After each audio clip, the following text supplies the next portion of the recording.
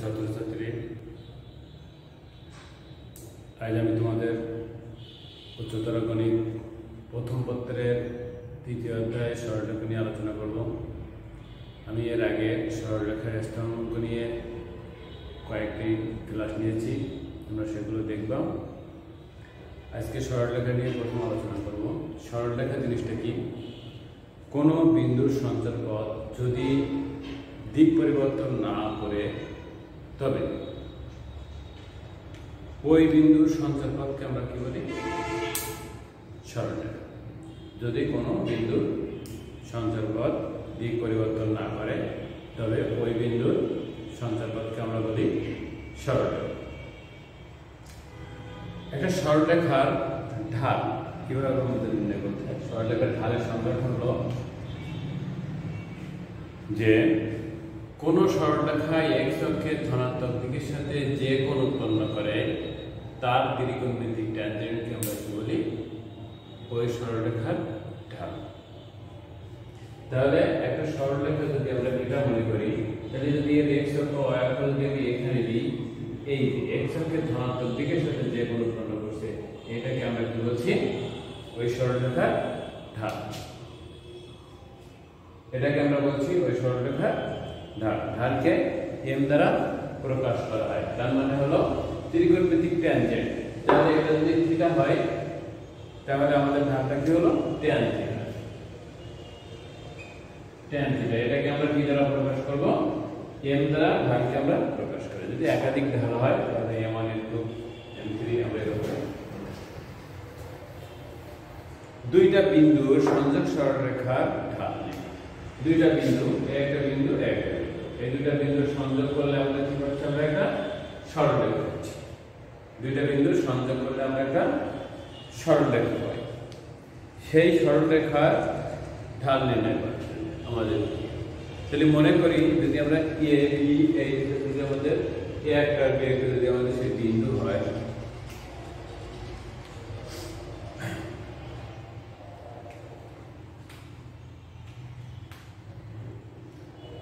একটা সরলরেখা এখানে একটা বিন্দু মনে করি p of x1 y1, আর এটা যদি হয় q of যদি হয় x2 y2, তাহলে এই যে বিন্দু দুইটি সংযোগ করার পর একটা সরলরেখা তৈরি হয়েছে।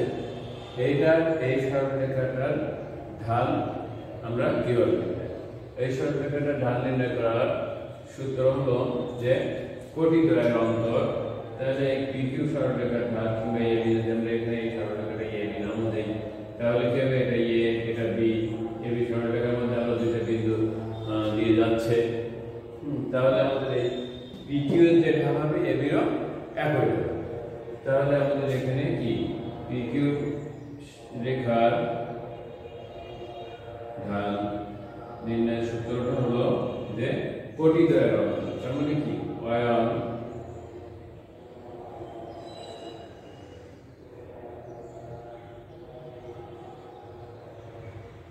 divided by ভুজদ্বয়ের কোটিদ্বয়ের অন্তর divided by ভুজদ্বয়ের অন্তর। তার মানে কি যে x1 y1 y2 divided by x1 x2 কিংবা y2 y1 divided by x2 x1। তিনটা বিন্দু যদি সমরেখ হয়, তিনটা বিন্দু যদি একই সরলরেখায় অবস্থিত হয়, যেমন এখানে p q আর একটা বিন্দু দিলাম r হলো x 3 y3, এভাবে তিনটা বিন্দু যদি একই সরলরেখায় অবস্থিত হয় তাহলে তারা সমরেখ। তাহলে সেই ক্ষেত্রে আমাদের সূত্রটা কেমন হবে? যে y - yr divided by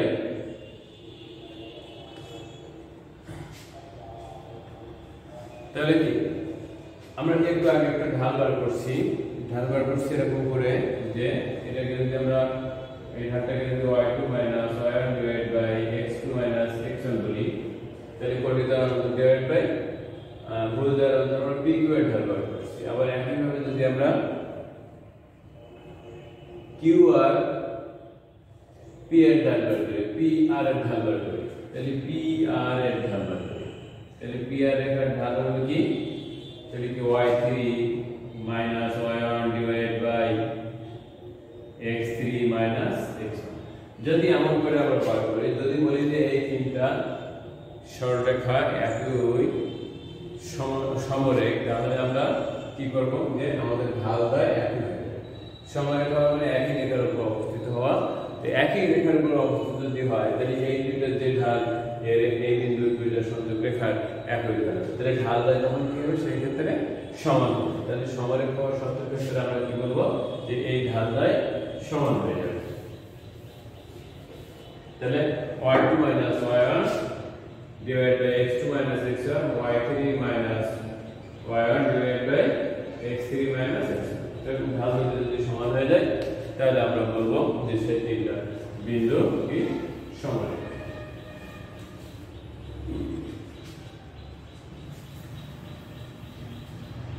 ঠিক আছে, তাহলে আমরা খেয়াল করি যে x অক্ষের সমান্তরাল সরলরেখার সমীকরণ, x অক্ষের সমান্তরাল সরলরেখার সমীকরণ, তাহলে আমাদের x অক্ষ আর y অক্ষ আগে এটা হলো x, এটা হলো আমরা কি বলছি, এটাকে আমরা x ও x দাশ দিয়ে আমরা কি বুঝাই, x অক্ষ, আর এটা হলো y ও y দাশ দিয়ে আমরা y অক্ষ বুঝাই। তাহলে এটা হলো x অক্ষ, এই x অক্ষের সমান্তরাল, এই x অক্ষের সমান্তরাল, তাহলে x অক্ষের সমান্তরাল করে আমি একটা সরলরেখা আঁকি, এটা হলো x অক্ষের সমান্তরাল সরলরেখা। এই সরলরেখার আমরা নাম দিলাম AB, AB সরলরেখা। এই সরলরেখার সমীকরণটা নির্ণয়ের যে রূপ আমরা সেটা এখন, তাহলে মনে করি x অক্ষের সমান্তরাল যে কোনো সরলরেখা AB, সরলরেখাটি y অক্ষকে একটা বিন্দুতে C অফ, এখানে একটা বিন্দু C অফ কি, C বিন্দু 0 এর ভুজ হলো y অক্ষের উপরে ভুজ শূন্য, তাহলে 0 b, আমরা ধরে নিলাম যে b, তাহলে 0 b বিন্দুতে ছেদ করে, এটা আমরা মনে করে নিয়েছি। তাহলে এখান থেকে OC ইকুয়াল টু কত আসছে, OC ইকুয়াল টু আমাদের আসছে কত, b, OC ইকুয়াল টু হলো b। ধরি AB সরলরেখার উপর অবস্থিত যে কোনো বিন্দু, AB সরলরেখাটার উপর অবস্থিত যে কোনো বিন্দু হলো P, P একটা বিন্দু ধরে নিলাম, তার স্থানাঙ্ক হলো x y, P বিন্দু। তাহলে PM, P হতে এর উপরে লম্ব, PM লম্ব হলো ও x, PM যদি ও x এর উপরে লম্ব হয়, তাহলে y ইকুয়াল টু হবে PM আর x ইকুয়াল টু হবে x, y ইকুয়াল টু হবে x। তাহলে এই PM যা এই বিয়োগ তাই, তাহলে কি হবে PM equal to y equal two OC equal to b, এইগুলো আমরা পাচ্ছি। সুতরাং AB সরলরেখার উপস্থিত বিন্দুসমূহের ছেদ দ্বারা সৃষ্ট সঞ্চারপথের সমীকরণ কি হচ্ছে আমাদের, এই যে y ইকুয়াল টু আমরা কি পেলাম, তাহলে y ইকুয়াল টু আমরা কি পেলাম, y equal two b, সঞ্চারপথের AB রেখার উপস্থিত বিন্দু সমূহের ছেদ দ্বারা সৃষ্ট সঞ্চারপথের সমীকরণ কি পেলাম, y ইকুয়াল টু b। তাহলে x অক্ষের সমান্তরাল সরলরেখার সমীকরণ আমরা পেলাম y ইকুয়াল টু b। এভাবে আমরা y অক্ষের সমান্তরাল সরলরেখার সমীকরণ যদি নির্ণয় করি, তাহলে আমরা পাবো যে x ইকুয়াল টু a। একইভাবে যদি আমরা y অক্ষের সমান্তরাল সরলরেখার সমীকরণ নির্ণয় করি, তাহলে পাবো আমরা x ইকুয়াল টু a। যাক, এখন একটা জিনিস বলে রাখি, সেটা হলো যে x অক্ষের সমীকরণ, তাহলে এই যে x অক্ষের উপরে y শূন্য, তাহলে আমরা x অক্ষের সমীকরণটার নাম দিই কি y ইকুয়াল টু 0, আর y অক্ষের সমীকরণ যে y অক্ষের উপরে ভুজ শূন্য হয়, তাহলে কি এখানে আমাদের কি y অক্ষের সমীকরণ কি x ইকুয়াল টু 0।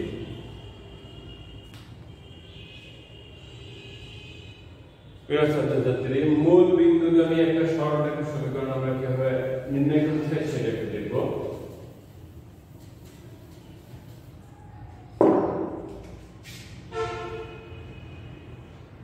মূল বিন্দুগামী, তাহলে এটা আমাদের মূল বিন্দু, এটা x অক্ষ, এটা y অক্ষ। মূল বিন্দুগামী সরলরেখার সমীকরণ, তাহলে মূল বিন্দুকে আমরা একটা ও দ্বারা প্রকাশ করেছি। মনে করি মূল বিন্দু ও যে কোনো সরলরেখা OA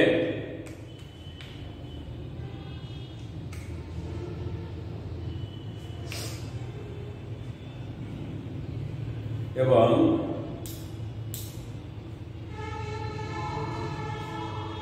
যে কোনো একটা সরলরেখা OA এর উপরে P একটা বিন্দু P অফ x y, এই সরলরেখাটার নাম দিয়েছি আমরা OA। যে কোনো সরলরেখা OA এর উপরে P অফ P একটা বিন্দু, যে P অফ x একটা বিন্দু। তাহলে P বিন্দু হতে x অক্ষের উপরে আমরা একটা লম্ব টানি, সেটা হলো যে P m। x অক্ষের উপরে লম্ব টানলাম আমরা কত? pm। তাহলে pm সমান সমান আমাদের হলো y, আর m সমান সমান হলো x। pm সমান সমান y, m হলো x। ধরি POM, যে POM এই কোণ সমান সমান হলো থিটা। এই কোণটাকে আমরা ধরে নিলাম থিটা। তাহলে কি হচ্ছে যে ত্রিভুজ ক্ষেত্র POM হতে পাই, ত্রিভুজ ক্ষেত্র আমরা POM এই ত্রিভুজ হতে আমরা পাচ্ছি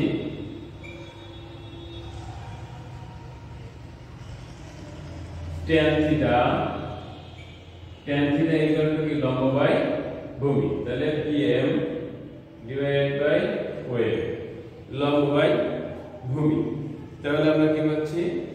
এখানে tan থিটাকে আমরা যদি ঢাল m দ্বারা প্রকাশ করি, তাহলে আমরা এটাকে পাচ্ছি y বাই x। তাহলে এখন আমরা যদি এখান থেকে গুণ করে দেই, তাহলে আমরা কি পাচ্ছি? y ইকুয়াল টু mx, যা p অফ x এর বিন্দু সন্তর্পথের সমীকরণ, যা p বিন্দু সন্তর্পথের সমীকরণ। তাহলে এখন মূল বিন্দুগামী সরলরেখার সমীকরণকে আমরা কি দ্বারা প্রকাশ করছি? y equal two mx। এটা হলো মূল বিন্দুগামী সরলরেখার সমীকরণ।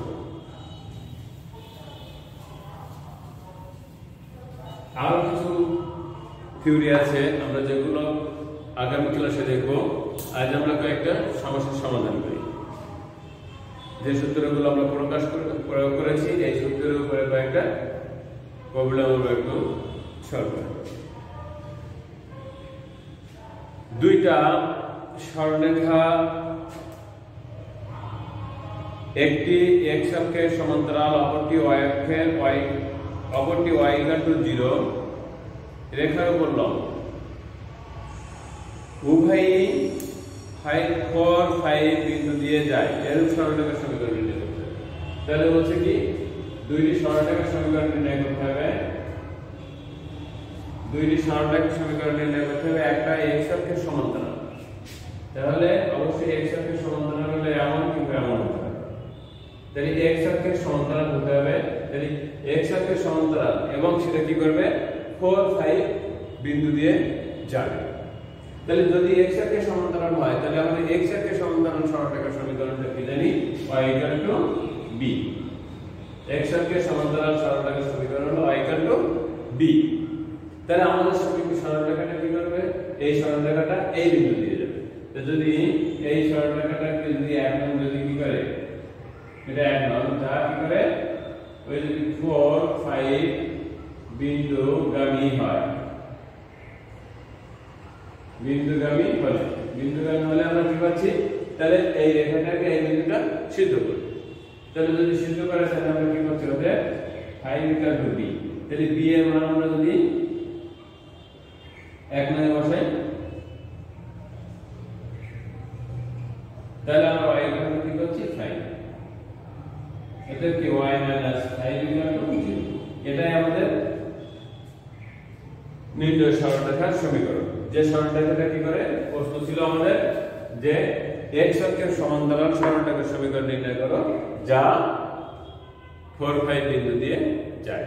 তাহলে আমরা সেই সমীকরণটা নির্ণয় করছি। এখন বলেছে যে y = 0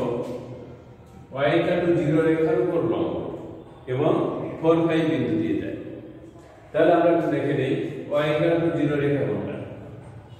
y = 0 রেখা হলো আমাদের কোনটা, x অক্ষ। x অক্ষের উপরে y সমান, তাহলে y = 0 রেখা হলে তাহলে এই রেখার উপর লম্ব, তাহলে সেটা কার সমান্তরাল, সেটা হলো y অক্ষের সমান্তরাল। তাহলে আমরা বলবো y = 0 রেখার উপর লম্ব, অর্থাৎ কি, অর্থাৎ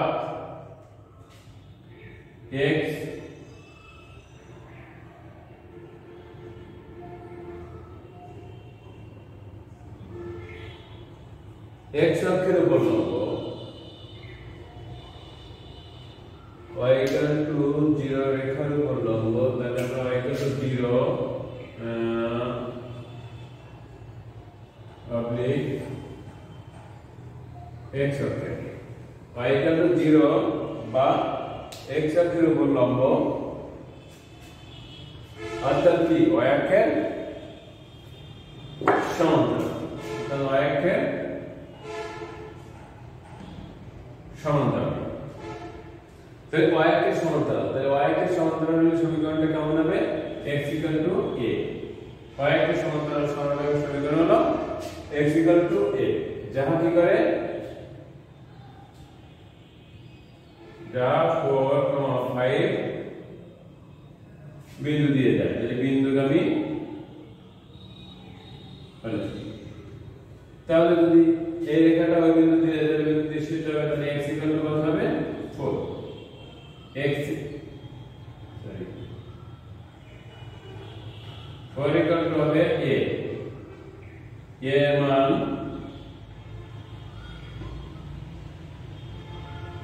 1 মিটার বসে। তাহলে যদি এর মান 1 মিটার বসে, তাহলে আমরা অতএব কি পাচ্ছি যে x = কত, 4, x - 4 = 0। এটা নির্ণয় রেখার সমীকরণ। তাহলে আমরা কি করতে পারবো, x অক্ষের সমান্তরাল সরলরেখা, y অক্ষের সমান্তরাল সরলরেখা, x অক্ষের উপর লম্ব রেখা, লম্ব,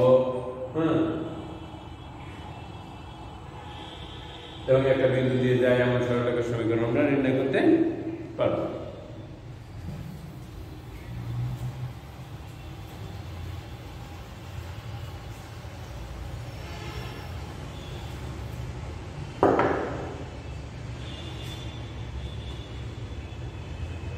ছাত্রছাত্রীরা আমরা আরেকটা সমস্যা দেখি। আমাদের বলছে মূল বিন্দু গামী এবং x অক্ষের ধনাত্মক দিকের সাথে একটা কোণ উৎপন্ন করে। মূল বিন্দু দিয়ে যায়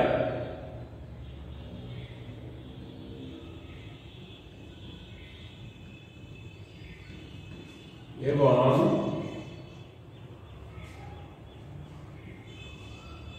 x অক্ষের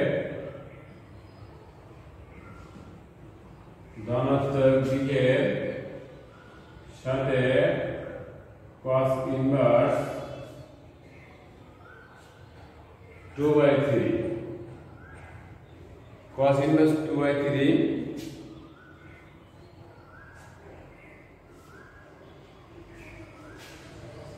কোণ উৎপন্ন করে।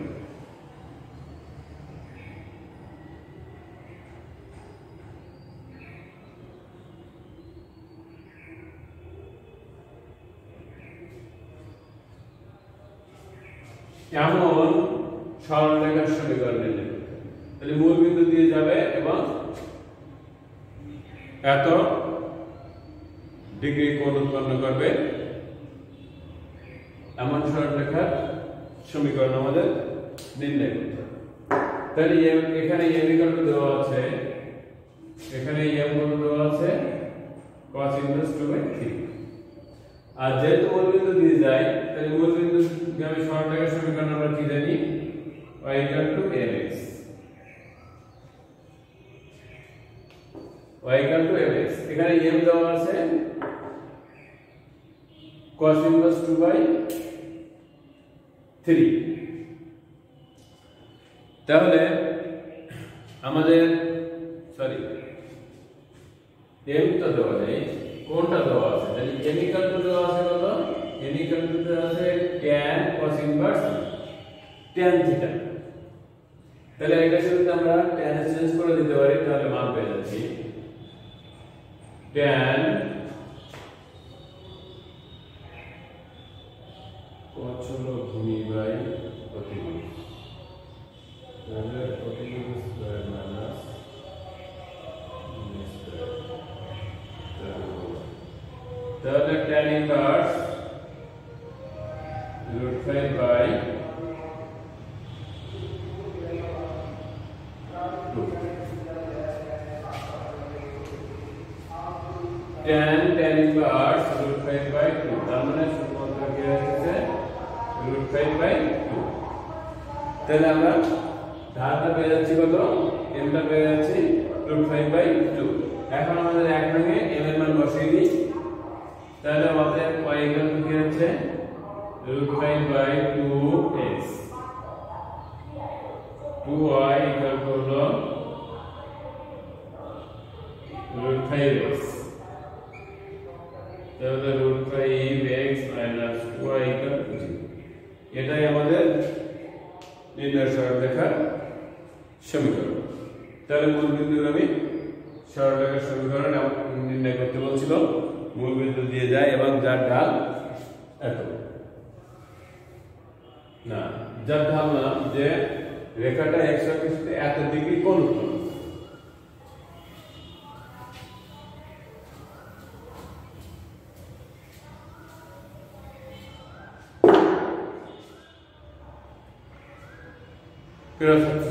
আমরা আরেকটি সমস্যার সমাধান করব তো একটি সরলরেখার সমীকরণ নির্ণয় করো যা y অক্ষের ধনাত্মক দিক হতে 4 একক অংশ খণ্ডন করে y অক্ষের ধনাত্মক দিক হতে 4 একক অংশ খণ্ডন করে তাহলে একটু চিন্তা করে দেখি আমরা y অক্ষের ধনাত্মক দিক হতে 4 অংশ খণ্ডন করছে এমন সরলরেখার সমীকরণ নির্ণয় করতে বলছে এবং সেটা কি করে -2 -3 বিন্দু দিয়ে যায় তাহলে 2 -3 আমরা সেই বিন্দুটার মধ্যে দেখে নেই 1 2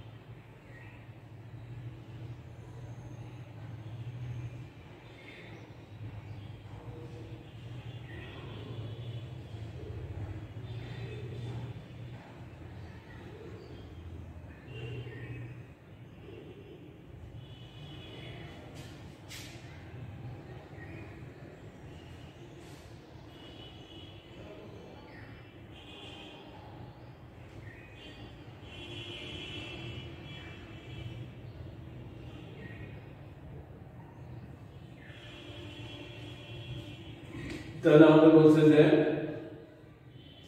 একটা সরলরেখার সমীকরণ নির্ণয় করতে হবে যা 2 3 বিন্দু দিয়ে যাবে এবং কি করবে y অক্ষের ধনাত্মক দিক হতে y অক্ষের ধনাত্মক দিক হতে এটা দিক হতে 4 একক অংশ খণ্ডন করবে তাহলে y অক্ষের ধনাত্মক দিক হতে যদি 4 একক অংশ খণ্ডন করে তাহলে সে কোন পথ দিয়ে যাবে 0, 4 y অক্ষের উপরে থেকে সেট করতে হলে অক্ষরের উপর সেই বিন্দুটার স্থানাঙ্ক সেই বিন্দুটার ছেদবিন্দুটার স্থানাঙ্ক হবে 0, তাহলে 0 বিন্দু দিয়ে যাবে।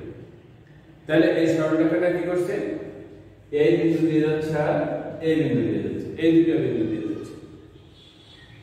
তাহলে এই দুটো বিন্দু দিয়ে যদি যায় তাহলে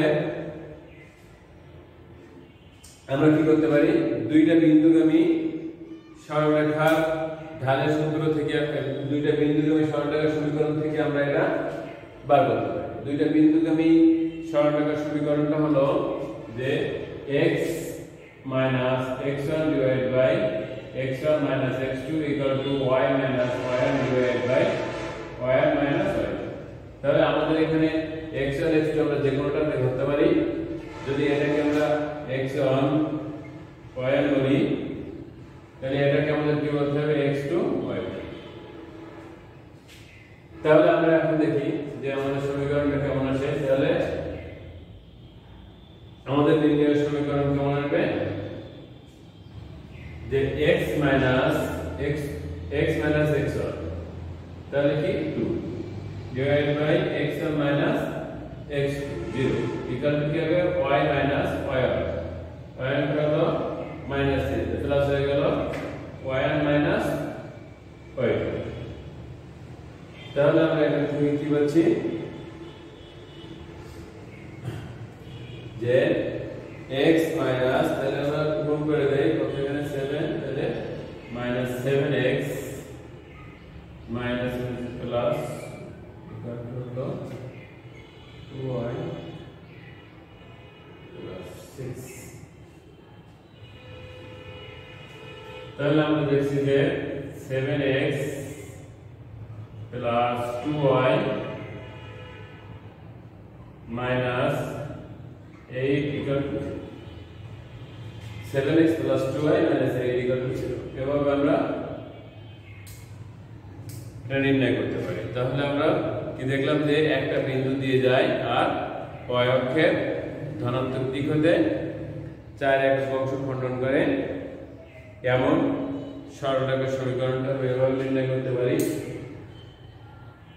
তো প্রিয় ছাত্রছাত্রীরা, আজকের মতো এই পর্যন্ত। সবাই ভালো থাকো, সুস্থ থাকো, সকলকে ধন্যবাদ। আসসালামু আলাইকুম।